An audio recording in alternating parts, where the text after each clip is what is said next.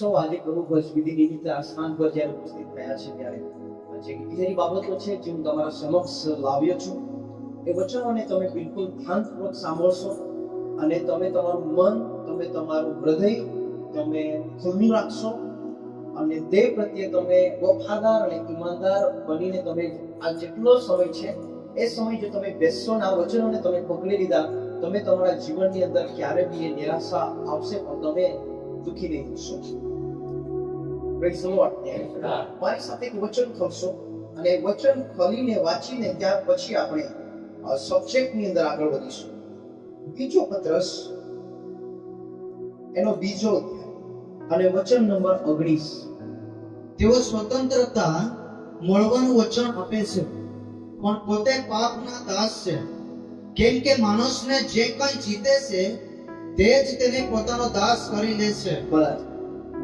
જે એક્સપ્લેન હું કરીશ એને તમે ધ્યાનથી સાંભળશો, કેમ કે યદિ વચન ખોજા વાંચતો જતો હતો અને એને સમજ નહીં પડી તો પરમેશ્વર ફિલિપને એમની પાસે મોકલે છે અને ફિલિપ દ્વારા જ્યારે એને વચન સમજાવવામાં આવે છે ત્યારે એની આંખો ખુલે છે. મતલબ મારો જે આત્મિક અંધાપો છે એ અંધાપાને યદિ મારે દૂર કરવો છે તો પરમેશ્વર એક અભિષેકના નીચે મને લાવે છે. જ્યાં સુધી તમે યા હું કોઈ અભિષેકના નીચે આવીને એ છત્રીના નીચે આવીને પોતાની આંખો ઉઘાડવા માટે આપણે પરમેશ્વરને નહીં સોંપીશું ત્યાં સુધી કોઈ બી વ્યક્તિની આત્મિક આંખો ખુલતી નથી. ગત સન્ડે મેં તમને બર્તિમાઈ પર પ્રચાર કર્યો હતો અને બર્તિમાઈ પર આપણે બાબતોનો ઘણા ખુલાસાઓ જોયા હતા કે જે વ્યક્તિની આત્મિક આંખો આંધળી છે યા બંધ છે એ કદી બી ઈશ્વરનું દર્શન નથી જોઈ શકતો, ઈશ્વરીય વાતાવરણનો અનુભવ નથી કરી શકતો, તેમના મુખને નથી જોઈ શકતો અને દેવ સાથેનો જે સંબંધ છે અને જે અલૌકિક દુનિયા છે એ દુનિયા એના માટે એકદમ અલગ છે, એ નથી નિહાળી શકતો.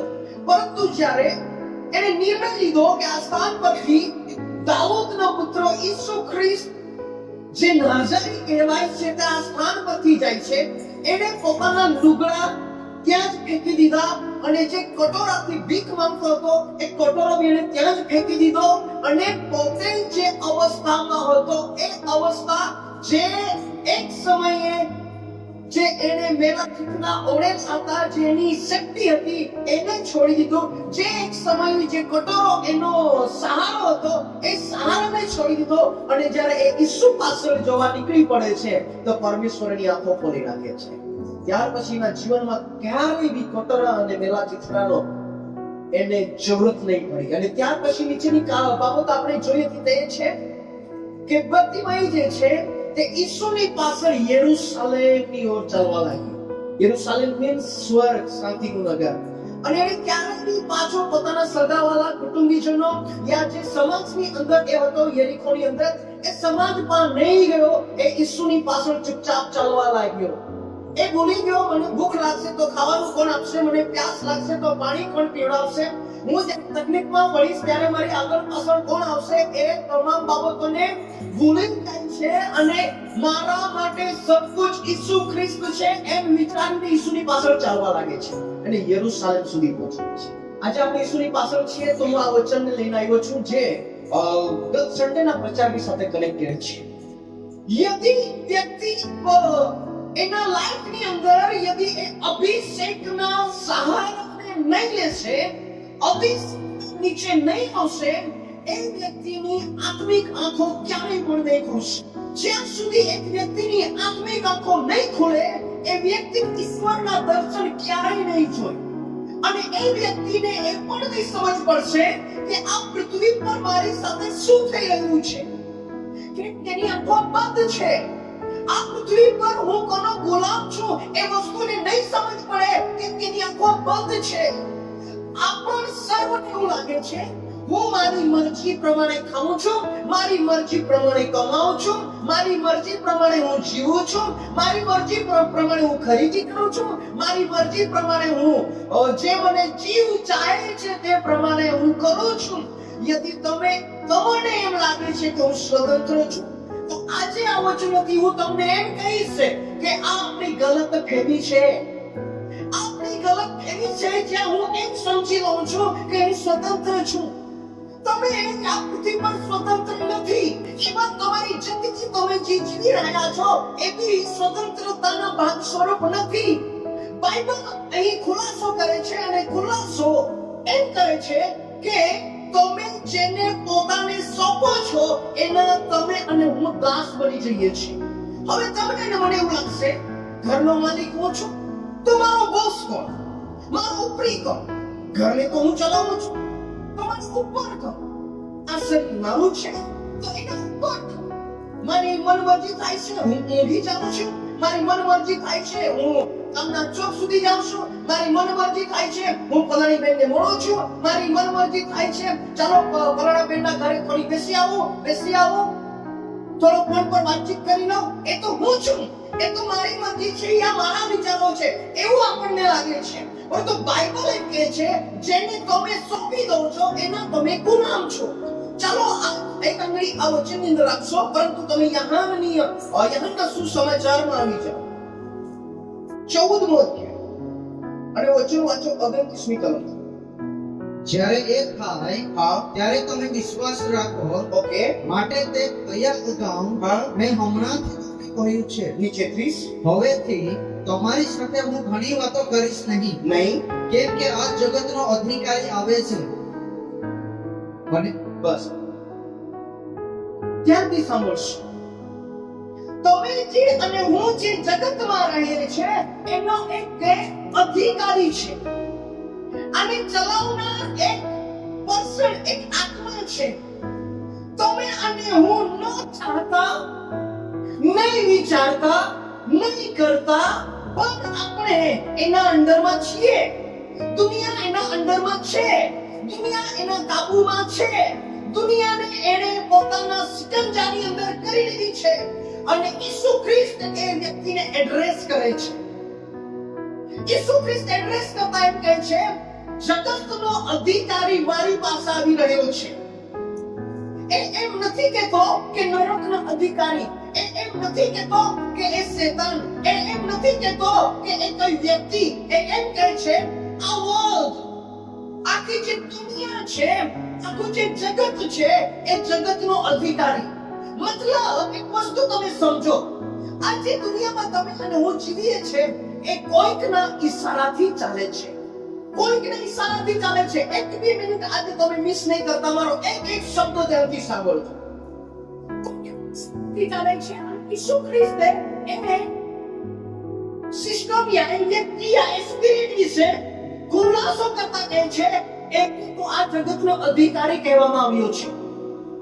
અને જ્યારે આપણે પત્રસમાં એ બાબતને વાંચી તો હજુ 29મી કલમ વાંચો બ્રધર. તેઓને સ્વતંત્ર મળવાનું વચન આપે છે. સ્વતંત્ર તમે થઈ જશો એવું વચન તો આપવામાં આવે છે, પણ પોતે પાપના દાસ છે. પોતે પાપના દાસ છે. કેમ કે માણસને જે કોઈ જીતે છે તમને અને મને જે જીતે છે તે જ તેને પોતાનો દાસ કરી લેશે. यदि તમે મને એમ કહેતા હું કોઈનો ગુલામ નથી, તો આજે હું પ્રૂફ કરીશ દેવના વચનથી અને દેવના આત્માની અગવાઈથી તે એ છે. તમે કોનો માનો છો? શું તમે આ સ્થાન પર છો? તમે જેનું માનો છો યા હું જેનું માનું છું હું એનો ગુલામ છું, એ હું નથી કહેતો. મારો બાઇબલ ખુલાસો કરે છે યદિ કોઈ પાપ મારામાં છે અને એ પાપ મારામાંથી નીકળી નથી રહ્યું, એનો મતલબ એમ છે હું એ પાપનો ગુલામ છું. મારામાં ખરાબ ઈચ્છાઓ ઉત્પન્ન થાય છે અને એ ઈચ્છાઓ પર મારી કઈ લગામ નથી, એનો મતલબ એ ખરાબ ઈચ્છાનો હું ગુલામ છું. મને લોભ યા લાલચ પ્રત્યે મને વધારે આકર્ષણ છે, એનો મતલબ એમ થાય છે કે આ લોભ અને લાલચનો હું ગુલામ છું. મને બહુ વધારે સારું દેખાવું ગમે છે, એનો મતલબ મને આ એક વસ્તુ છે જેને કહેવાય છે પોતાના પરિચયને આકર્ષિત રૂપની અંદર પ્રદર્શિત કરવું. પોતાના પરિચયને આકર્ષિત રીતે પ્રદર્શિત કરવું. તો આ બાબત મને ગુલામ કરી મૂકે છે. કેમ કે હું ઘરમાં છું તો ઘરમાં પણ આ બાબત મને કંટ્રોલ કરશે, આ બાબત મને બાંધીને મૂકશે, આ વિચારો મને બાંધીને મૂકશે, એ લોભ મને બાંધીને મૂકશે, એ લાલચ મને બાંધીને મૂકશે, એ કઈ બી પાપ હોય મને બાંધીને મૂકશે. એનો મતલબ હું મારી મરજીથી ખાઉં છું, મારી મરજીથી હરું છું, મારી મરજીથી ફરું છું, પરંતુ તો છતાં હું ગુલામ છું. જે મને જીતે છે હું એનો ગુલામ છું, તો મને કોણે જીત્યો છે? દાઉદ ભક્ત એક બાબતનો ખુલાસો કરતા કહે છે, મારી માએ અન્યાયપણાની અંદર મારો ગર્ભ ધર્યો, હું અન્યાયપણામાં મારો જન્મ થયો. એનો મતલબ જે જગતનો અધિકારી છે એ અધિકારીને ઓલરેડી મારા બચપનથી એને મારા પર અધિકાર છે. યદિ એને મારા પર અધિકાર છે તો એ અધિકારી એના કામ મારી પાસે કરાવે છે. ચાલો ફોર એક્ઝામ્પલ, તમે અને હું કોઈ સેટ પાસે જ્યારે કામ પર, ધંધા પર યા નોકરી આપણે રહીએ છીએ તો આપણને એનું કામ એ કરાવે છે. હું સહી છું કે તમે કામ પર જઈને પોતાનું કામ કરો છો કે પછી સેટનું કામ કરો છો? આ બધું ધ્યાન આપો. આપણે આપણી મનમરજી પ્રમાણે ત્યાં બધું બાંધીએ છીએ, મનમરજી પ્રમાણે પાવડો લઈએ છીએ, તગારો ઉચકીએ છીએ, તિકમ ઠોકીએ છીએ, યા પછી આપણને સેટ કહે છે આજે આ પ્રમાણે કામ કરવાનું છે ને આ રીતે તમે કરી દો, તે પ્રમાણે આપણે કરીએ છીએ. અહીં છો તમે? આપણે મજૂરીએ જઈશું, 120 ના રોજ પર આપણે મજૂરી ગયા તો મજૂરીએ જઈશું તો પણ આપણે આપણી મનમરજી પ્રમાણે ત્યાં કામ નહીં કરીશું. આપણને ખેતરનો માલિક એમ કહેશે મકાઈ તમે આ પછી તોડતા જાઓ તો આપણે તે બાજુ જઈશું. એ કહે છે 12 વાગી ગયા છે, 1 વાગી ગયો છે, જમવા આવ તો આપણે જમવા જઈશું. મતલબ મેં 9 વાગ્યાથી તો યા 8 વાગ્યાથી તો 4-5 વાગ્યા સુધી મેં મારી જિંદગીનો બોસ મેં મારા ઉપરી વ્યક્તિને આપી દીધો છે કે આટલા કલાકનો અધિકાર હું તને આપું છું, તું મન ચાહે તે પ્રમાણે તું મારી સાથે વર્તન કરી શકે છે, મને કામ સોંપી શકે છે અને એ કામ કરવા માટે હું બાંહેધરી આપું છું. એના બદલામાં તું મને થોડા ઘણા પૈસા યા થોડી ઘણી મદદ યા થોડા ઘણા મને એક ચીજ વસ્તુ આપી દેજે. વાત આ છે. હું કામ પાસાવા માંગુ છું અને કામ એ છે આપણે જ્યારે કોઈ વ્યક્તિ પાસે જઈએ છીએ આપણું કામ નથી કરતા, બોસનું કામ કરીએ છીએ. તો જે અધિકારી છે, જે જગતનો અધિકારી છે, એ અધિકારી તમારી પાસે મારી પાસે એનું કામ કરાવે છે. હવે વિશ્વાસી માટે જાણવું એ જરૂરી છે યા જગત માટે જાણવું એ જરૂરી છે કે એનું કામ શું છે. શાયદ જો તમે જેને પ્રેમ કરો છો એનું કામ હોઈ શકે પણ એની જાણકારી મને નથી. ચાહે જે મને એન્જોય યા મને આનંદ આપનારી વસ્તુ મને જે આનંદ આપે છે એ આનંદ એનું કામ હોઈ શકે પણ મને એવું લાગે છે આ મારો આનંદ છે. શાયદ જે સેલ્ફ રિસ્પેક્ટ મને જોઈએ છે એ સેલ્ફ રિસ્પેક્ટ મને આદર યા મને થોડું સન્માનિત યા પછી મને થોડો આનંદ આપી શકે છે પણ આજ આનંદ શાયદ એ અધિકારીનું કામ પણ હોઈ શકે. આમતોર પર જે મારા મુખમાંથી વાતોની અંદર જે જૂઠાણું નીકળી જાય છે એ જૂઠાણુંને હું એક સમજું છું કે આ મારી જિંદગીનો હિસ્સો છે અને એને આમતોર પર મારી જિંદગીની અંદર એ થાય છે, એમાં કંઈ ગલત નથી. પરંતુ જેને હું ગલત નથી સમજતો શાયદ એ અધિકારીનું કામ હોઈ શકે. પ્લીઝ લોર્ડ ઈસુ પ્રભુ કી એ અધિકારીનું કામ હોઈ શકે છે. પેલી આખરી વાત, તમે યદિ જન્મ લઈને આવ્યા છો તો એ અધિકારીનો હક તમારા પર છે. તમે મને એ દાવો નથી કરી શકતા અને કોઈ વ્યક્તિ નહીં કહી શકે કે હું કોઈનો ગુલામ નથી. આ દુનિયા પાપની ગુલામ છે. આ દુનિયા પાપની ગુલામ છે. બે યાર મળી જશે અને કઈ બારમાંથી બરંડી ઉચકી લીધી અને ઝાડમાં નીચે એ લોકો જાય છે અને કે ચિકન ને મટન લેતા આવ્યા અને તકલીફ તળે હાથ બાળીને એ લોકોએ મસ્ત ખાધું અને પીધું. એને કહેવાય છે આ આપણી યારી અને આ આપણી દોસ્તી. આપણે કેટલા સરસ યારો છીએ, કેટલી સરસ દોસ્તી છે. અને પરંતુ આ આનંદ જે તમને આપ્યો, શાયદ એ અધિકારીનું કામ હોઈ શકે.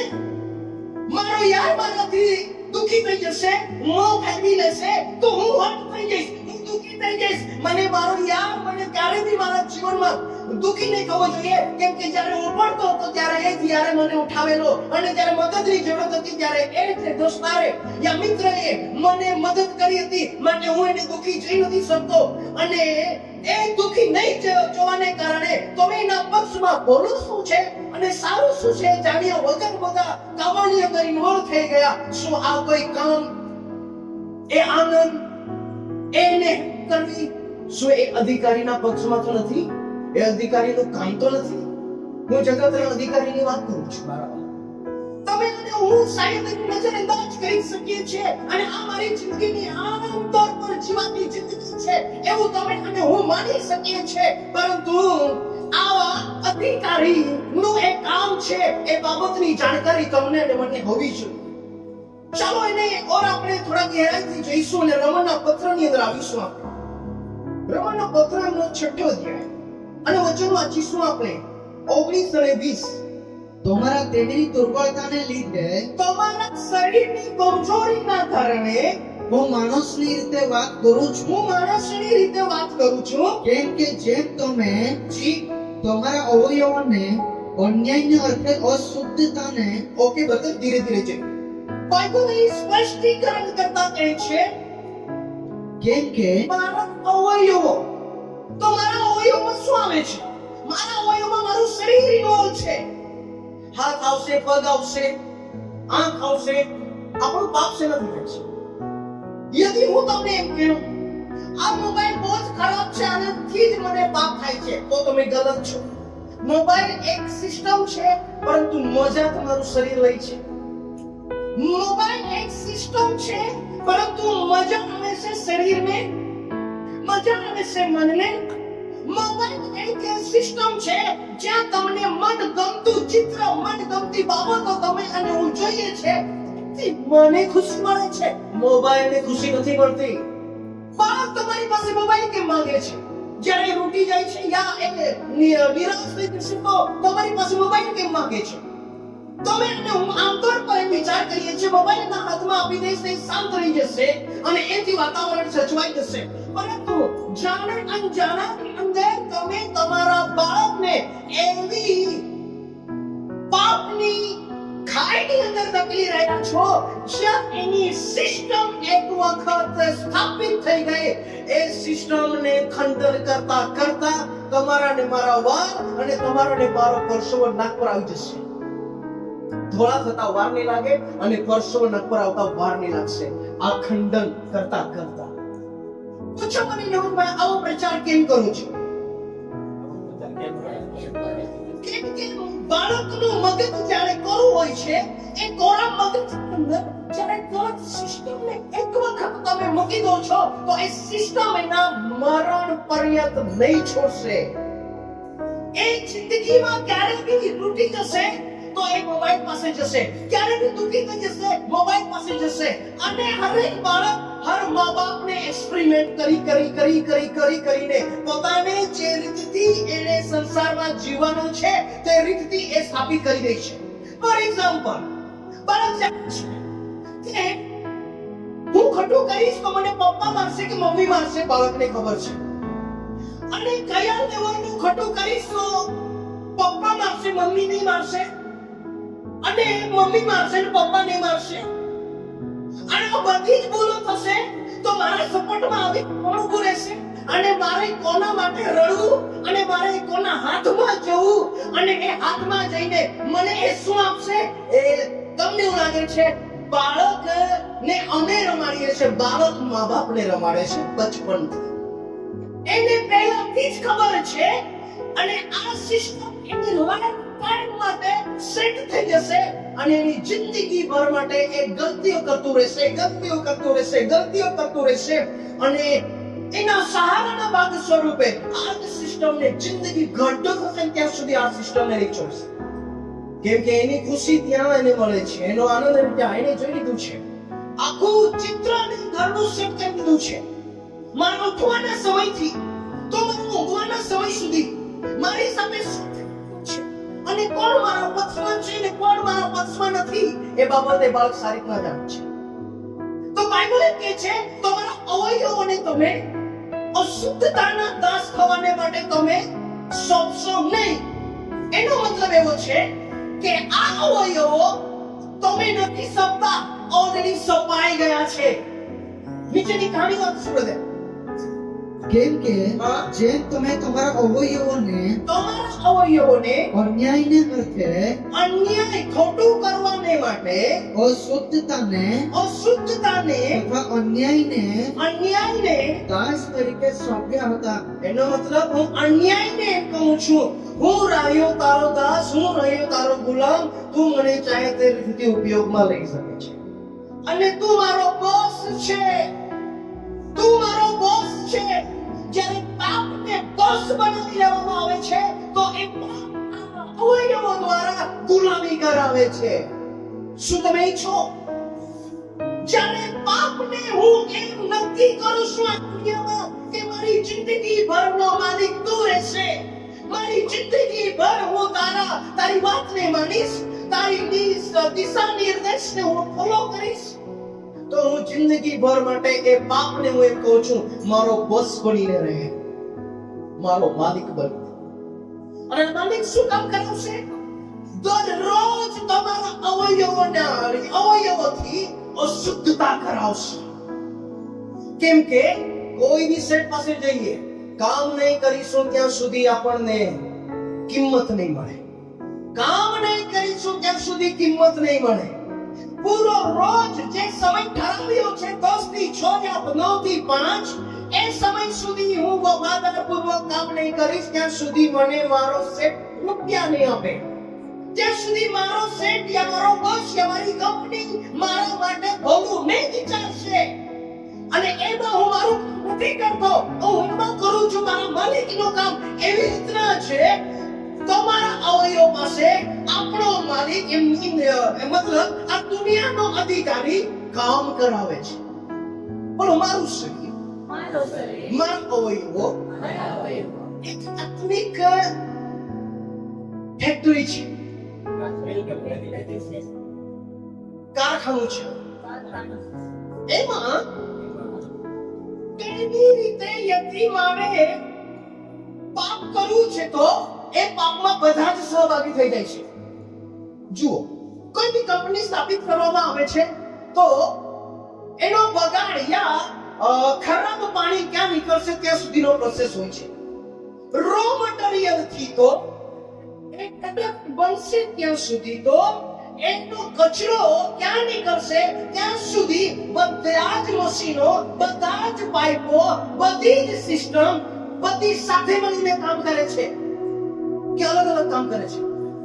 સાથે મળીને કામ કરે છે. એવી રીતના જ આજે મારું શરીર છે, શરીર મારા બોસના કંટ્રોલમાં હોવાને કારણે આ ફેક્ટરીની અંદર એ એવા કામ કરાવે છે કે જેથી કરીને અંતે મરણ નીકળી આવે. ચાહે એને ચોરી કરાવવી છે, ચાહે એને વ્યભિચાર કરાવવો છે, ચાહે એને લંપટપણું કરાવવું છે, ચાહે એને ગંદા કામો કરવા છે, ગાળ બોલાવવી છે, જે બી કરવાનું છે તે આ ફેક્ટરીમાં છે. અને આ ફેક્ટરી કોનું બની રહી છે? આ ફેક્ટરી, બોલો, ગાળ એક સિંગલ પાપ નથી, ગાળ એ માલિકનું કામ છે. બોલો, માલિકનું કામ છે. મતલબ જગતના અધિકારી એમને બોસ છે આ દુનિયાના, અને એ દુનિયાનો બોસ મારા શરીરમાં મારી પાસે કામ કરાવે છે. ચલો કામને જોઈ લઈએ. ગલાતી 5:19 બ્રધર વાંચો.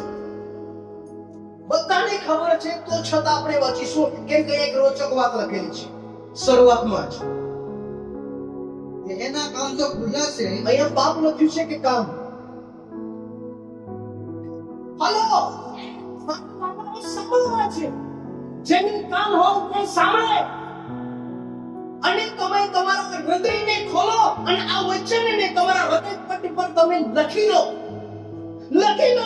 એ કહે છે કે જગતનો માલિક ફેક્ટરી પાસે કામ કરાવે છે. આપણે ચોરીને સમજીએ છીએ પાપ છે, લંપટપણાને સમજીએ છીએ પાપ છે, દારૂને સમજીએ છીએ પાપ છે, ગુટખાને સમજીએ છીએ વ્યસન છે, ગાવ બળવું સમજીએ છીએ એ તો પાપ છે. પરંતુ જે પાપનો માલિક છે ને એના માટે તો આ એક કામ છે. તમારા માટે હોઈ શકે 10 કામ બંધ થઈ ગયા, પરંતુ 11 અને 12મું કામ તો ચાલુ છે. હલો, મેં વ્યસન છોડી, દારૂ છોડી દીધા, મેં વિમલ ગુટખા કે તમાકુ છોડી દીધું, મેં ગાળ ગલોચ છોડી દીધી, ગલત સંગતિ છોડી દીધી, મેં બેચાર છોડી દીધું, બધું છોડી દીધું, પણ લાલચ બી તો છે. બીજા 10 તો નીકળી ગયા, 11 અને 12મું તો છે. એનો મતલબ શું છે? એનો મતલબ એમ છે કે એ માલિકે મારી આ ફેક્ટરીમાં 10 બંધ કર્યા, અને એને બંધ કરવાનો અધિકાર છે તે પણ તમને સમજાવું છું. બંધ થયા, પણ એટલો ચાલાક છે આ માલિકે કે એને 2 તો ચાલુ રાખ્યા, જેથી કરીને નરકનું લાયસન્સ તમારામાં હંમેશા બરકરાર રહે. અને તમને તમારે ખોટો દિલાસો શું આપે છે કે આપણે બદલાઈ ગયા, આપણે સુધરી ગયા, પરંતુ જે મનમાં ચાલે છે તે, વિચારોમાં ચાલે છે તે, શરીરમાં કોણ નથી જોતું, અંતઃકરણમાં જે ચાલે છે તે પારખનાર ઈશ્વર આજે બી મોજૂદ છે. એના કામ મતલબ આ ફેક્ટરી છે, કામો થાય છે. શું કામો થાય છે બ્રધર? વાંચીએ હવે. દેહના કામ તો ખુલ્લા છે, અને આ ખુલ્લે જુઓ, આના માટે કોઈ રોકટોક નથી. દુનિયા પાસે, દુનિયા એમ નહીં કહે લોભ નહીં કરો, લાલચ નહીં કરો. અહીંયા 100 લોકોને ભેગા કરીશું તો 100 માંથી એક બી એવો નહીં નીકળશે જેનામાં લાલચ નહીં હોય. સાચી વાત કરું છું.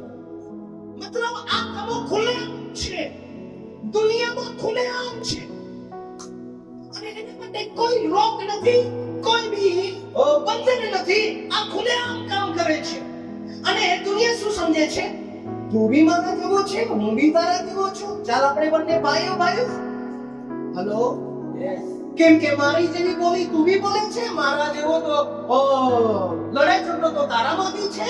આપણે બંને સાથે જઈએ, આપણે બંને જેવું હું નાખું છું તેવું તું બી તો નાચે છે, હું ખાઉં છું તેવું તું બી તો ખાય છે, તું બી કપડા પહેરે છે. ભલે આપણે દેખાય અલગ અલગ, પણ દોસ્તી યારી કોનામાંથી થાય છે? સિગરેટની આપલેથી દોસ્તી યારી આપણે નક્કી કરીએ છીએ. એટલી આંખો તો બંધ છે. મારા મુખમાંથી સિગરેટ અહિતસી પીધી અને એમના મુખમાંથી સિગરેટ મેં પીધી, અને એથી આપણે સાબિત કરીએ છીએ આપણે નંબર 1 મિત્ર. તારી પેટમાંથી મેં પીધું અને તમારી પેટમાંથી તમે પીધું, એથી આપણે સાબિત કરીએ છીએ આપણે નંબર 1 મિત્ર. શું તમે આજે નંબર છો? ક્રમ છે જે કોઈ કરાવી રહ્યું છે એથી સાબિત નહીં કરશે. નીચે બ્રધર આપણે એટલે વ્યભિચાર, અપવિત્રતા, લંપટપણું, મૂર્તિ પૂજા, જાદુ, વેરભાવ, ગજ્યા કંકાસ, ઈર્ષા, ક્રોધ, ખટપટ, કુસમ, પક્ષાપક્ષી, અદેખાય, શકટાઈ, વિલાસ, તથા એઓના જેવા કામ હજુ બીજા છે. ફેક્ટરીઓ બંધ થયા અને કેટલા ચાલુ છે? શું તમે આજે ચર્ચમાં આવ્યા છો? ફેક્ટરી વિશેની જાણકારી કેવળ બાઇબલ આપશે. દુનિયા કહે છે એકબીજાને મદદ કરવી, એકબીજાના માટે ભલા કરવી. રસ્તામાં પડી ગયેલાને આપણે શું કરવી જોઈએ? મુસાફરી માટે આપણી ગાડી પર જગ્યા ખાલી છે તો આપણે લઈ લેવું, મદદ કરવી જોઈએ. કોઈની પાસે પૈસા નથી તો આપણે મદદ કરવી જોઈએ. આને કહેવાય છે માનવતા. આને કહેવાય છે માનવતા. આત્મિકતા અલગ છે ભાઈ. માનવતા એમ નહીં કહે કે તું પીએ છે બરાબર નથી, પણ માનવતા એમ કહે છે તું બી દુખી નહીં થાય, હું બી દુખી નહીં થાઉં, તને બી આંચ નહીં આવે, મને બી આંચ નહીં આવે, આ તને બી ગમે છે, મને બી ગમે છે, ભલે આપણે એકબીજાની મદદ કરતા હોઈએ, પરંતુ આ તો આપણે કરવું જ પડે. એના વગર આપણું કામ નહીં ચાલશે. કો બાજુવાને માનવતા આસમાન જમીનનો ફરક છે.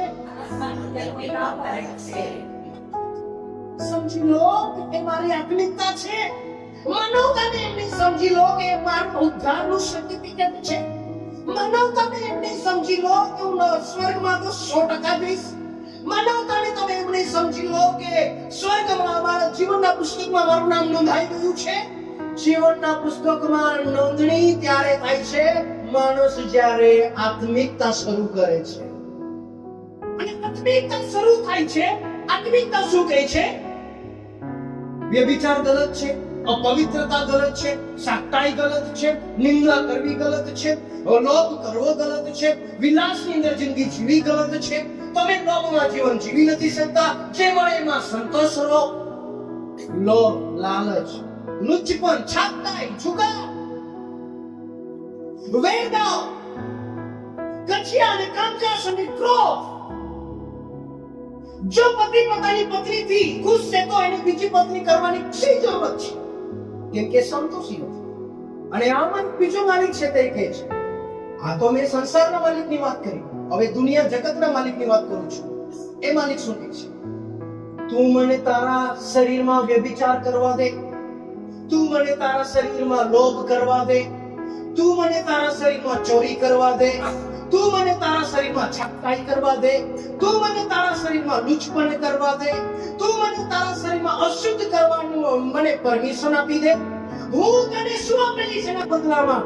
હું તને એ આપીશ કે તારું શરીર ખુશ રહેશે. આ છે જગતનો અધિકાર.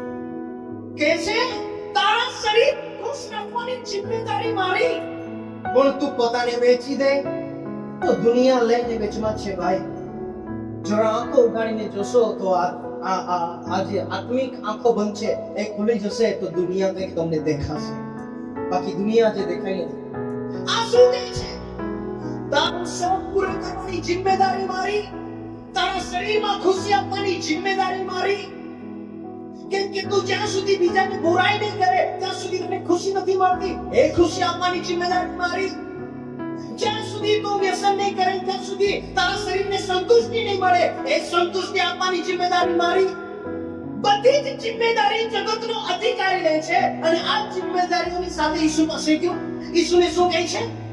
આ જોઈ છે કે જગત? એને કીધું હા, આ બધાનો અધિકાર મને આપવામાં આવ્યો છે. યદિ તું મારા પગે પડે અને મારી આરાધના કરે તો એ બધા જ હું તને આપું. ઈસુએ પોતાના શરીરની ખુશીઓને ઈસુએ ત્યાગ કર્યો, ઠુકરાવ્યો. તમને શું લાગે છે? લોભ એને શેતાને નહીં બતાવ્યો હશે કે? વ્યભિચાર ઈસુને નહીં બતાવ્યો હશે કે? અય્યાસી અને જલાદી કને કહેવાય છે એ શું ઈસુને નહીં બતાવ્યો હશે કે? એને ચિત્રોમાં આખી દુનિયા બતાવી દીધી એમ લખેલું છે. અને દુનિયામાં એક એવું સ્થાન નથી કે જ્યાં તમે ઉભા રહી જાઓ અને ત્યાંથી આખી દુનિયા દેખાય. આખી દુનિયા ત્યારે દેખાય છે જ્યારે કોઈ જગ્યા પર રેકોર્ડિંગ કરેલું છે અને તમારી સામે એને ચિત્રોના રૂપની અંદર બતાવવામાં આવે તો ખબર પડે. આપણને નથી ખબર. આપણને કહેવામાં આવ્યું છે પૃથ્વી ગોળ છે, નારંગી આકારની છે. આપણે માની લીધું છે કેમ કે એના ઉપર પૃથ્વીની બહાર જઈને કોઈ કેમેરાએ પિક્ચર લીધું. એવી રીતના શૈતાને ઈસુને બધું બતાવ્યું. અરે શરીરની ખુશી તો જો, અરે શરીરની અંદર કેવી સજાવટ થાય છે એને તો જો. સોનાને જો, ચાંદીને જો, મુગટને જો. અરે તારા હાથમાં કેવું કેવું પહેરાવીશ, તારા શરીરમાં કેવું કેવું પહેરાવીશ. એટલું જ નહીં, આ સ્ત્રીઓને જો જે છઠ્ઠા અધ્યાયમાં ઉતરેલી ઉત્પત્તિની અંદર, અને એને જોઈને સ્વર્ગદૂતોનું મન એટલું બધું થઈ જતું હોય. એને ઈસુને કયા કયા ચિત્રોને બતાવ્યા છે?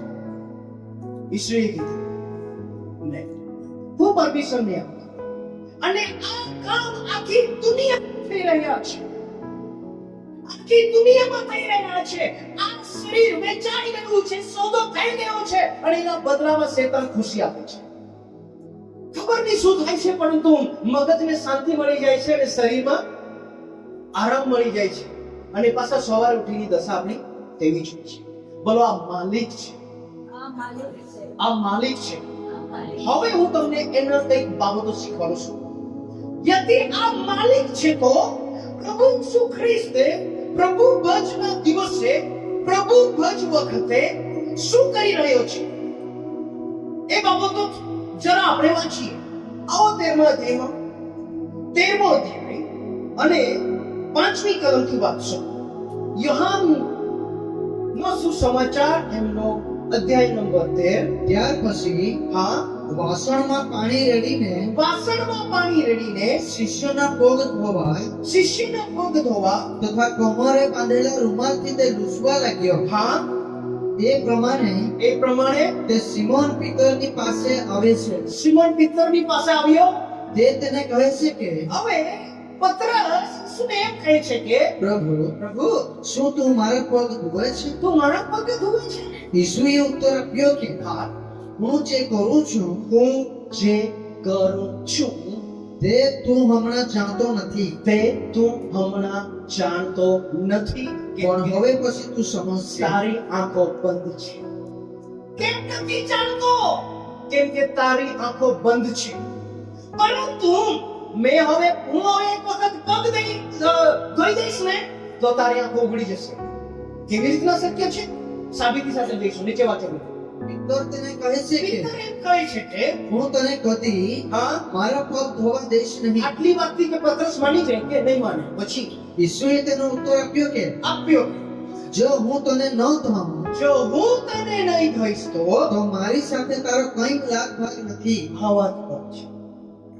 જ્યાં સુધી હું તારો પગ નહીં ધોઉં ત્યાં સુધી તારો અને મારો કોઈ લાગ ભાગ નથી. કેમ કે પતરસ, તું જગતના માલિકનો છે. જેને હું ધોઉં છું તેનો જ હું માલિક થાઉં છું. જ્યાં સુધી હું તારા પગને નહીં ધોઈશ, તારો પગમાં ચંપલને ઉતારીને હું એને નહીં ધોઈશ, ત્યાં સુધી તારો અને મારો કોઈ રિશ્તો નથી.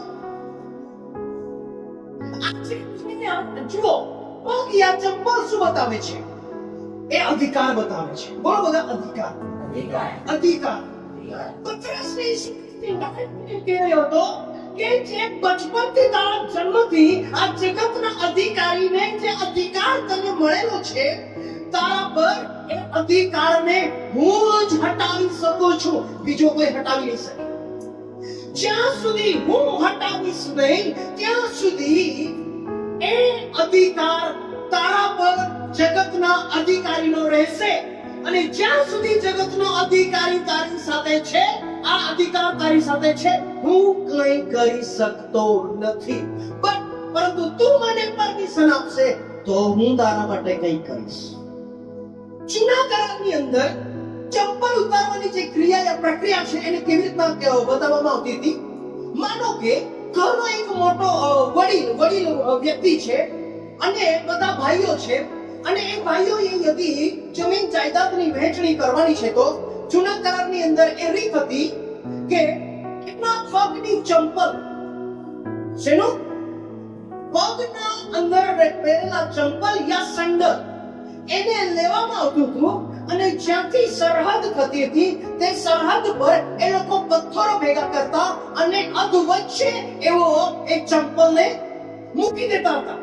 એ વડીલનું ચંપલ કેમ મૂકવામાં આવતું? એના પાછળનું રીઝન એ છે કે અહીંથી આ જગ્યા આ વ્યક્તિના અધિકારમાં આવે છે અને એ ચંપલ એ ઓળખાણ રહેતી હતી કે આ વ્યક્તિનો એડ્રેસ, આ વ્યક્તિનો અધિકાર, આ વ્યક્તિની જમીન જાયદાદ અહીંથી શરૂ થાય છે અને આને મારે ક્રોસ કરવી નહીં. ચાલો થોડું વચન જોઈ લઈએ આપણે. આઈ થિંક પુણ્ય નિયમ ખોલો. પુણ્ય નિયમ 19મો અધ્યાય અને 14મી કલમ પર છે. પ્રભુએ એમ કીધું છે કે તમારે બાણ સરખાવવા નહીં. જે દેશ યહોવા તારો દેવ તને વતનને સારું આપે છે તેમાં જે વતનનો વારસો તને મળે, જે વતનનો વારસો તને મળે, તેમાં તારા પડોશીનું જે બાણ અસલના બાણ હોય તે લોકોએ ઠરાવ્યું હોય, બધા બોલો ઈસુ પ્રભુ કી જય. જોરમાં ઈસુ પ્રભુ કી જય. શું તમે જાણતા છો આજે આપણે અધિકારીને ઓળખી રહ્યા છે? અહીંયા લખવામાં આવ્યું છે બ્રધર, વાંચો હજુ. અસલના વખતમાં લોકોએ ફરાવ્યું હોય, અસલના વખતમાં લોકોએ કરાવ્યું હોય, મતલબ યહૂદી લોકોની અંદર, ઇઝરાયલ પ્રજાની અંદર એ રૂલ્સ હતો કે ઘરના મુખિયાનું ચંપલ તે સ્થાન પર મૂકી દેવાથી એ વ્યક્તિની ત્યાં જગ્યા છે, એનો અધિકાર છે, એ ત્યાં પ્રૂફ થઈ જતું હતું અને તે સ્થાન પરથી કોઈએ એ માલિકને પૂછ્યા વગર કંઈ કરવું નહીં, કેમ કે અધિકાર છે, અધિકાર છે. અને જે વ્યક્તિ એવું કરે છે એ વ્યક્તિ એવું કહેવાશે એ ગદ્દારી કરે છે. જૂના કાળમાં લે વેચ જે થતી હતી એના પાછળ એક રહસ્ય છે. એના માટે ખોલીએ રૂથનું પુસ્તક, એનો 4થો અધ્યાય 7મી કલમ. કેમ કે તમે અને હું બી લે વેચથી જિંદગી જીવીએ છીએ. હવે પ્રાચીન કાળમાં પ્રાચીન સમયમાં ઇઝરાયલમાં છુટકારો કરવાનો, સાંભળજો, છુટકારો એટલે મારું કંઈક છોડાવવાનું છે, મેં કોઈને આપેલું છે, એને મારે છોડાવવાનું છે, તો એની એક રીત રહેતી હતી. મતલબ મેં નીતિશભાઈને જમીન આપી છે ભાગે કરવા માટે, કંઈક તો બોલી થઈ હશે વચ્ચે, થાય છે કે નહીં થતી? થાય છે ને. તો એને છોડાવવાના વખતમાં કંઈક રીત હતી. અને રીત શું છે બ્રધર, વાંચો હવે. પ્રાચીન કાળમાં ઇઝરાયલમાં છુટકારો કરવાનો હા, તથા વેચવા છાંટવાનો વેચવા છાંટવાનું દરેક કામ નક્કી કરવાને માટે દરેક કામ નક્કી કરવા માટે એવો રિવાજ હતો કે એવો રિવાજ હતો કે એક માણસ એક માણસ પોતાનું ખાસડું ખાસડું કાઢીને પોતાના પડોશીને આપતો. શું કાઢીને? ખાસડું કાઢીને પોતાના પડોશીને આપતો. હવે નીચે વાંચો બ્રધર. ઇઝરાયલમાં હા, મોતું કરવાની રીત એ હતી, મોતો કરવાની રીત એ હતી. તેથી પેલા નજીકના સગાઈએ એટલે જુઓ, હવે જે રૂથ છે એ રૂથને બોઆઝે એક પ્રોમિસ આપી, હું તારો સોગો ખાઉં છું પણ દૂરનો ખાઉં છું, પણ તારા નજીકનો એક સોગો છે, અધિકારની કિંમત સમજો. આ વચનો ખોલાવા પાછળ મારો એક જ ઉદ્દેશ્ય છે, તે એ છે કે તમે અધિકારને સમજો. અને બાઇબલ બહાર વાતચીત નથી કરતો, અહીંયા લખેલું છે, તમે ધ્યાનથી સાંભળો આ બાબત. અહીંયા એમ કહે છે, બોઆઝ એમ કહે છે, તેથી પેલા હું જે છું, હું ડાયરેક્ટલી તને નથી રાખી શકતો, યા તને નથી લઈ શકતો, યા તારી જિમ્મેદારી નથી લઈ શકતો, કેમ કે આપણા રિવાજ પ્રમાણે જે તારા નજીકનો વ્યક્તિ હોય એ પહેલા તારા પ્રત્યે ફરજો બજાવવા ના પાડે તો મારો અધિકાર બને છે તારા પર. એમને મારો અધિકાર તારા પર બનતો નથી. તો હવે આ શું કહે છે? વાંચો બ્રધર.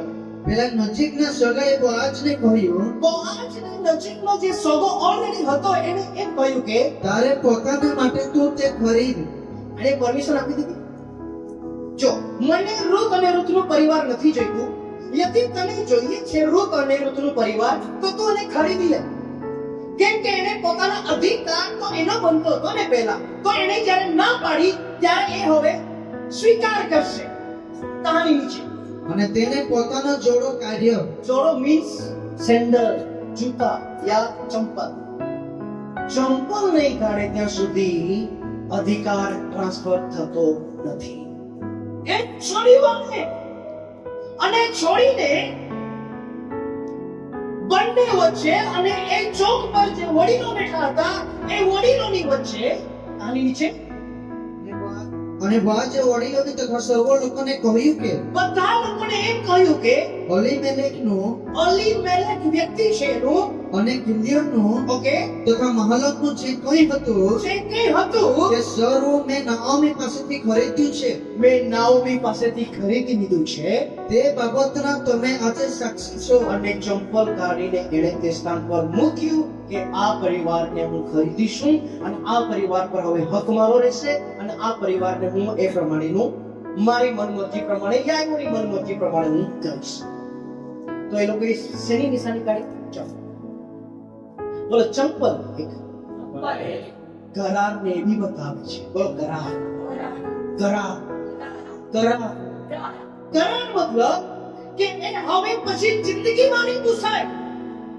મરણને જ્યાં સુધી જુદું નહીં કરે ત્યાં સુધી પરિવાર પ્રત્યે ફરજ બજાવવાની જિમ્મેદારી આ કમિટમેન્ટ આપે છે, કરાર કરે છે અને કરાર આપે છે અને તે સ્થાન પર એવો એ મૂકી રાખે છે. લોકો ચંપલને તિજોરી યા પોતાની બેગ સાચવી શકાય એવી જગ્યા પર રાખી મૂકતા કેમ કે કરાર હતો બધે છે. તો પતરસ જેમ કહે છે કે હું તને મારા પગ નહીં ધોવા દઉં તો તે અધિકારની વાત આવી જાય છે. જન્મજાત જે અધિકારીને અધિકાર મળેલો છે એ અધિકારની વાત આવી જાય છે. એટલા માટે ઈશ્વરે કીધું મારું ધોવું જરૂરી છે કેમ કે હું તારા પગને ધોઈશ, હું તારા પગને ધોઈશ તો આપણા તારા ચંપલ હટી જશે અને હું મારો અધિકાર તારા પર ઉમેરીશ. તો જ આપણે બંને કેવા થઈશું? એક. હું તારામાં અને તું મારામાં. આજે પાપ કરવાના જે કામ છે એની પરમિશન કોઈની પાસે લેવા જવી પડે છે કે નહીં? કેમ કે અધિકાર કામ કરે છે. કોનો? જગતના અધિકારી. વ્યભિચાર આમ થાય છે, લૂંટફાટ આમ થાય છે, છેતરપિંડી આમ થાય છે. મતલબ આ જિંદગી શું લાગે છે આપણને? પણ આ જિંદગી નથી. આમ તો આ બધા ગલત કામો થયા કરે છે, પરંતુ એક્ચ્યુઅલી કેમ થઈ રહ્યા છે? અધિકારના કારણે. બીજી એક વચન ખરો જ્યાં બાઇબલ શું કહે છે? યહોશુ પ્રવક્તાનું પુસ્તક એમનો 5મો અધ્યાય 13 અને 15. અને યોશુઆ ઓકે યરીખો પાસે ઉભો હતો ત્યારે ઓકે એમ થયું કે જી તેણે પોતાની આંખો ઊંચી કરીને જોયું, હા તો જુઓ, હા તેની સામે એક પુરુષ ઉભો રહેલો હતો યહોશુની સામે એક પુરુષ ઉભો છે. ને તેના હાથમાં તાણેલી તલવાર હતી. કાળેલી તલવાર હતી. અને યહોશુઆએ તેની પાસે જઈને તેને પૂછ્યું કે તું અમારી ગામનો છે કે અમારા શત્રુઓની ગામનો? પછી નીચે ત્યારે તે બોલ્યો, હા, ના, ના, પણ યહોવાના હા, સૈન્યના સરદાર તરીકે હું આવેલો છું. નીચે અને યહોશુઆ ભૂમિ પર ઊંધો પડ્યો ઊંધો પડ્યો. અને ભજન કરીને તેને કહ્યું કે હા, મારો ધણી હા, પોતાના દાસને શું કહે છે? શું કહે છે? નીચે અને યહોવાના સૈન્યના સરદારે હા, યહોશુઆને કહ્યું, હા, તારા પગમાંથી ચંપલ કાઢ. પહેલામાં પહેલું કામ કર, તારા અધિકારને સાઈડ પર મૂક. કેમ કે જે ચંપલ તું પહેરીને આવે છે, જગતના અધિકારના ચંપલ, યા એના સ્વભાવ, યા એના અધિકાર જ્યાં સુધી તારામાં છે, તું દેવના કામને જોઈ નથી શકતો. પ્રભુએ કંઈ નહીં કીધું, એકમાત્ર અવાજ કર્યો, તો પહેલા તો ચંપલ કાઢ. કેમ કે પ્રભુ એટલો ન્યાયી છે, શેતાનનો જે અધિકાર છે ને પ્રભુ ત્યાં હાથ નહીં નાખે. યાદ રાખો. અને પ્રભુએ કામ કરવું છે તો પહેલામાં પહેલું પ્રભુ એ જ કામ કરશે, તમારા પરથી ચંપલ હટાવશે, તમારા પગ ધોશે. ત્યાર પછી જ પ્રભુ પોતાના સામર્થ્યને તમારા પર મોકલશે, એના પહેલા નહીં. અભિષેક વ્યક્તિના અંડરમાં રહીને જો આપણે મોટા થઈશું તો જ આપણી આંખો ઉઘડશે અને તો જ એ બાબતોને આપણે સમજી શકીશું. ઈસુ ખ્રિસ્ત એક અભિષેક વ્યક્તિ છે જેના મારફતે એના પગ ધોવાઈ રહ્યા છે અને એની ચંપલ હવે બદલાઈ રહી છે. અને યહોશુને કીધું તો પહેલા ચંપલ કાઢ, કેમ કે આ ચંપલ પહેરીને હું કામ નથી કરી શકતો. એનો બીજો એક્ઝામ્પલ કે આપણે જોઈએ છે તો મોઝીસ. મૂસાને જ્યારે જાણીમાં દર્શન મળ્યું, પ્રભુએ એને શું કીધું? તું તારા પગમાંના ચંપલ પહેલા બહાર કાઢ અને ત્યાર પછી તું મારી સાથે વાત કર. મતલબ પરમેશ્વર, તમને એવું લાગે છે આ ચંપલ આપણે બધા બહાર કાઢીને અંદર આવ્યા છે, બધા આપણે બહાર કાઢીને અંદર આવ્યા છે. આ તો એક સિમ્બોલિક બાબત છે, પણ આત્મિક બાબત પણ એટલી જ એવી જ છે જેને તમારે સમજવું પડશે. પ્રભુ એ કહે છે, મૂસા, તું તારા પગમાંના ચંપલ પહેલા ઉતાર, ત્યાર પછી પ્લાન શું છે તે હું તને કહીશ. કેમ કે પ્રભુ શૈતાનના અધિકારમાં રહીને પોતાનો પ્લાન તમને નથી જણાવી શકતો. ઘણા લોકો દર્શન જોવા માંગે છે, ઘણા લોકો ઉપવાસો કરે છે, ઘણા લોકો પ્રાર્થનાઓ કરે છે, તે પાસેથી કઈ રિસ્પોન્સ નથી મળતો છે. એવો એ શૈતાનના અધિકારને આજે બી ફેરી મૂક્યો છે અને પ્રભુ ભજ વિધિને આમ સમજે છે. પ્રભુ ભજ વિધિ તમારા અને મારા માટે બહુ જ કિંમતી છે. Praise the lord. ચાલો જો એક્ઝામ્પલ જોઈ લઈએ જ્યાં બાઇબલ આપણને ખુલીને શું વાતચીત કરે છે.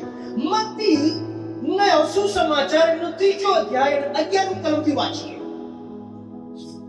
પસ્તાવાને સારું ઓકે હું પાણી તમારું બાપ્તિસ્મા કરું છું ખરો, છે. પણ જે મારી પાછળ આવનાર છે હવે સાંભળજો ધ્યાનથી. યોહાન બાપ્તિસ્મા લોકોનું બાપ્તિસ્મા કરે છે, પરંતુ એડ્રેસ કરી રહ્યો છે ઈસુ ખ્રિસ્તને. અને એડ્રેસ કરતા શું કહે છે? મારી પાછળ જે આવે છે તે મારા કરતા સમર્થ છે મારા કરતા બળવાન છે.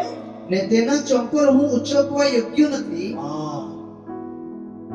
જે અધિકાર ઈસુ રાખે છે, જે અભિષેક ઈસુ રાખે છે, જે મહાન અધિકાર ઈસુ રાખે છે, એના ચંપલ હું ઉતારવા યોગ્ય નથી.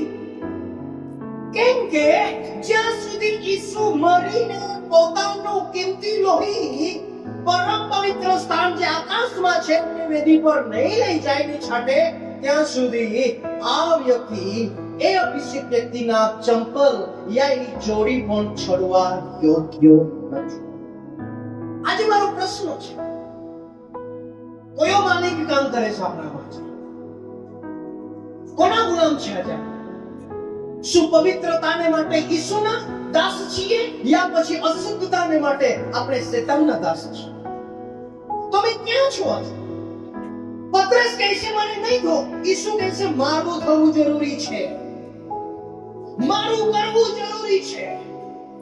એનો મતલબ જે સમયે તમે પાપ યા હાથ ધોવાની જે ક્રિયા કરો છો, તમે એને યાદ કરો છો. પ્રભુ કહે છે મારી યાદગીરીને સારું એ કરો. એનો મતલબ એવો થાય છે કે પરમેશ્વરે એક સમયે મનુષ્યના પગોમાં રહેલા એ શેતાનના અધિકાર ના માટે પોતાનો જીવ, પોતાનો પ્રાણ એને જે આડા લાકડા પર આપી દીધો છે.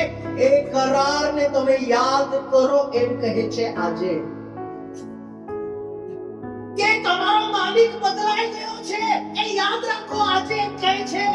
કેમ કે આ કરાર છે. બોલો કરાર. કરાર. યદિ તમે અને મેં ઈમાનદારીથી ઈસુને પગ ધોવા દીધો અને ઈસુને એમ કીધું કે મારા ચંપલ ઉતાર, તો ઈસુ પોતાનો અધિકાર આપે છે. જો એક વાત, ઈસુ ખ્રિસ્ત જ્યારે ચેતોન પહાડ પરથી ઉપર ગયા આકાશની અંદર, ત્યારે તમને શું લાગે છે? સેન્ડલ પહેરીને ઉપર ચડી ગયું લાગે છે? નહીં. તો તે 28 અને 8 વાંચો. અને ઈસુએ ત્યાં આવીને તેઓને કહ્યું કે આકાશમાં તથા પૃથ્વી પર સર્વ અધિકાર મને અપાયો છે. એ માટે તમે જઈને સર્વ દેશનાઓના શિષ્ય કરો. બસ. તો અધિકાર ક્યારે આપવામાં આવ્યો ઈસુને? જ્યારે એને લોહી વહેવડાવ્યું અને પરમ પવિત્ર સ્થાનમાં જઈને એ વેદી પર એને છંટકાવ કરી દીધો, ત્યારે ઈસુ પાસે એક્ચ્યુઅલ અધિકાર આવ્યો. કોનો? આકાશ અને પૃથ્વી. મતલબ હવે માલિક બદલાઈ ગયો છે. પહેલા ઈસુ શું કહેતો હતો? જગતનો અધિકાર મારી પાસે આવે છે. હમણાં શું કહે છે? આકાશ અને પૃથ્વીનો સર્વ અધિકાર મને અપાયો છે. પણ મંડળી અંજાન છે કે આ ગંદા કામો યા જે શેતાની બધી રીતો છે એના માટે પરમેશ્વરે કિંમત ચૂકવી દીધી છે અને તમારા અને મારા માટે માર્ગ ખોલી દીધો છે. અને માલિક બદલાઈ ગયો છે. તો જો બદલાયેલો માલિક છે તો એ માલિકના કામ કરો ને. જે માલિક પાસે તમે મજૂરી કરવા જશો એ જ તમને કિંમત, પૈસા, નાણાં ચૂકવશે કે બીજે ચૂકવશે? यदि आज કામો કર્યા કરશો તો આ માલિક ભી તમને કિંમત આપશે અને એની કિંમત છે મરણ. એક બદલાયો છે. મતલબ પ્રભુ જ્યારે તમારો અને મારો પ્રભુ થયો છે ત્યારે આના કામ કરો છો તો એનું પરિણામ મળે છે અનંત જીવન. હવે તમારા હાથમાં છે. હવે તમે મને એમ કહેશો નવીન ભાઈ આટલું કરીશ તો ચાલશે કે, આટલું કરીશ તો ચાલશે કે, આટલું કરીશ તો ચાલશે કે? હું શું કહીશ તમને? લખેલું શું છે?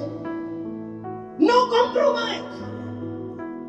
તમે સમજૂતો નથી કરી શકતા કેમ કે મેં મારા અધિકારીને બદલી દીધો છે. શું તમે અહીંયા છો કે આજે? મારા અધિકારીને મેં બદલ્યો છે અને હવે મારા અધિકારી કોણ બન્યો છે? ઈસુ ખ્રિસ્ત. અને પ્રભુ બચવીથી બાપ્તિસ્મા લીધેલા વ્યક્તિઓને આપવામાં આવે છે, બીજાઓને નથી આપવામાં. એનો મતલબ શું? બાપ્તિસ્મા શું છે? માલિકની અદલા બદલી. કોની? માલિકની અદલા બદલી. અને એ માલિકના કામોને મેં તે દિવસે કીધા, હવે તું જા, તું મરી ગયો, તું દટાઈ ગયો, હવે તારું મારામાં કઈ નથી. એ શું કહે છે? એ અધિકારીનું મારામાં કઈ નથી. બ્રધર યહાનમાં વાંચો, જગતનો અધિકારી આવે છે અને નીચે બાબત ઈસુ ખ્રિસ્ત કહે છે, હવેથી તમારી સાથે હું ઘણી વાતો કરીશ નહીં, કેમ કે આ જગતનો અધિકારી આવે છે અને મારામાં તેનું કંઈ નથી. મારામાં આ માલિકનું કંઈ જ નથી. તો આજે વિશ્વાસીઓમાં આ માલિક અને આ માલિક બંનેના કામો કેમ? શું તમે એક છો? શું ચંપલ આપણે ઉતારીને પ્રભુને આપ્યા અને પ્રભુના ચંપલ આપણે પહેર્યા? જો હાથ અને પગ અને આ જે ક્રિયા આપણને એવું લાગે છે આ હું બચકાના જેવું કામ કર્યા કરવાનું, બચકાના કામ નથી. આ રિયાલિટી છે. Praise lord. એનામાં એનું કંઈ નથી. અને ઈસુ ખ્રિસ્ત જ્યારે ચિંતન પહાડ પરથી સ્વર્ગમાં જતા રહે છે ત્યારે પોતાનો અધિકાર, મતલબ નીચે વાંચો બ્રધર, હવે 18 માંથી 28 અને 18 માં જ્યાંથી બાકી રહી ગયું છે ત્યાંથી વાંચો. અને ઈશ્વરે ત્યાં આવીને તેમને કહ્યું કે હા. આકાશમાં તથા પૃથ્વી પર હા. સર્વ અધિકાર મને અપાયો છે. મને અપાયો છે, માટે હવે હું શું કરું છું? એ માટે એ માટે તમે જઈને સર્વ દેશનાઓને શિષ્ય કરો, શું કરો? બાપ બાપ તથા દીકરા દીકરા તથા પવિત્ર આત્માને નામે હા. તેઓને બપ્તિસ્મા આપતા જાઓ. પછી નીચે મેં તમને જે જે આજ્ઞા કરી આજ્ઞા કરી તે સર્વ પાળવાનું તેઓને શીખવતા જાઓ. શીખવતા જાઓ. અને જુઓ, જગતના અંત સુધી અંત સુધી હું સર્વકાળ તમારી સાથે છું. પ્રભુએ આપી દીધો.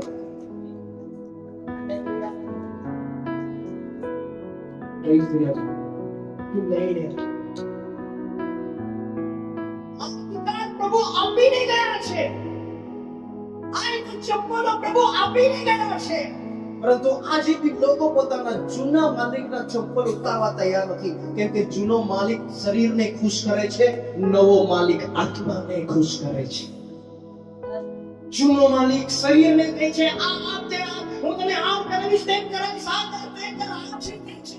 નવો માલિક એમ કહે છે ચિંતા નહીં કરતો, હું તારી સાથે છું. આત્માને પવિત્ર આત્માથી ભરી દે છે અને આ બધા ફળો એની અંદર ઉમેરી દે છે. માલિક બદલાઈ જાય છે તો કામ બી બદલાઈ જાય છે.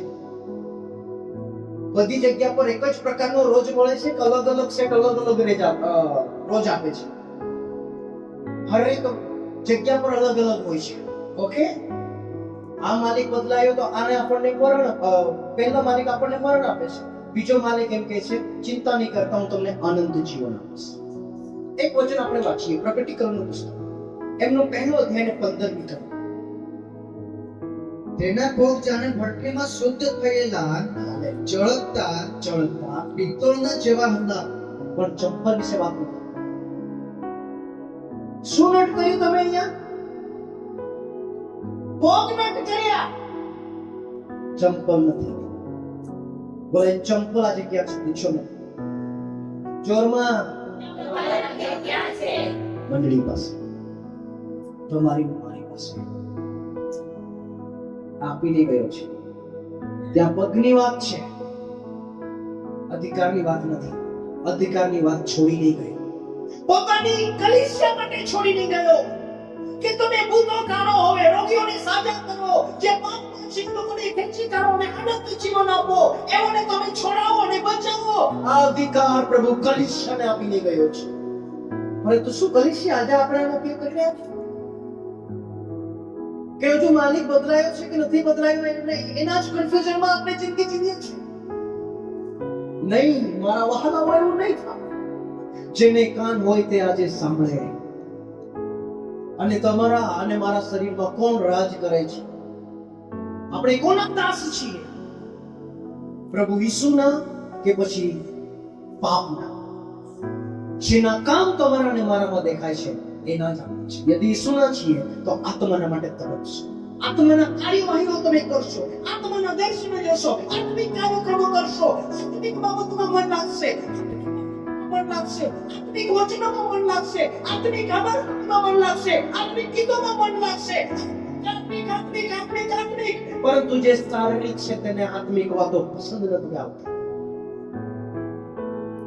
શારીરિક વ્યક્તિને લાગે છે આટલો ટાઈમ ત્યાં બગાડવાનો, આટલો લાગી જશે, ત્યાં ભૂખ લાગી જશે, ત્યાં આમ કરવાનું, તેમ કરવાનું. આજે આપણે નહીં જઈએ. શારીરિક આત્મિક વ્યક્તિ કહે છે આજે મારે જવું છે, કેમ કે હું મારા દેવ યહોવાની આરાધના કરવા માંગુ છું, કેમ કે મારો માલિક બદલાઈ ગયો છે, ચંપલ એને મને આપીને ગયો છે, હવે હું એની સ્તુતિના આરાધના